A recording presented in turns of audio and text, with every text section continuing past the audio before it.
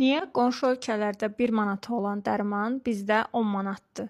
Bunun arxasındakı iqtisadi məntiq nədir? Azərbaycanın dərman bazarı demək olar ki, 95%-dən çox idxaldan asılıdır. Bu da dərman qiymətlərini birbaşa valyuta məzənnəsindən və logistika xərclərindən asılı eləyir. Bu da səhiyyə iqtisadiyyatında çox riskli bir vəziyyətdir, amma təkcə problem bununla bitmir. Azərbaycanın dərman bazarı oliqopolik struktura malikdir. Yəni bazar bir neçə nəhəng şirkətin əlində cəmləşib. Ölkəyə dərmanı gətirən adamla onu sizə satan adam eyni şirkətdir. Bu isə iqtisadiyyatda rəqabəti öldürən ən böyük amildir. Beləliklə, dövlət qiyməti tənzimləsə də bu böyük şirkətlər bu qiymətə mal gətirmək sərf eləmir deyib, süni qıtlıq yarada bilirlər. Nəticədə dövlət qiyməti artırmağa məcbur qalır. Biz isə qiymətdən asılı olmayaraq o dərmanı almağa məcburuq. Buna iqtisadiyyatda qeyri-elastik tələb deyirlər. Səhiyyə iqtisadiyyatını iqtisadiyyatdan ayıran ən böyük amil də burada başlayır. Burada müştəri yox, xəstə anlayışı var.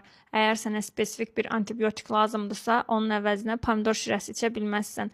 Bəzən burada xərclər təxirə salınmazdı. İndi bahadır, gələn ay infarkt olaram deyə də bilməzsən. Qiymət nə qədər qalxsa da, sən o dərmanı almağa məcbursan. Və inhisarçılar sizin bu çarəsizliyinizi qiymətə çevirirlər. Əgər bazar rəqabətli olsa, şirkətlər qiyməti aşağı salar. Amma cəmi 2-3 idxalçı var və onlar da bilirlər ki, qiyməti 5 manatdan 25 manata qaldırsalar da, siz məcburən ailəniz üçün o dərmanı alacaqsınız. Bəzən isə süni qıtlıq yaradırlar, dərmanı ambarda saxlayıb yoxdur deyirlər. Tələb qeyri-elastik olduğu üçün xalq təşvişə düşür və dərman yenidən bazara 3 qat baha çıxanda hər kəs sevinib, çox şükür tapıldı deyib baha qiymətə alırlar.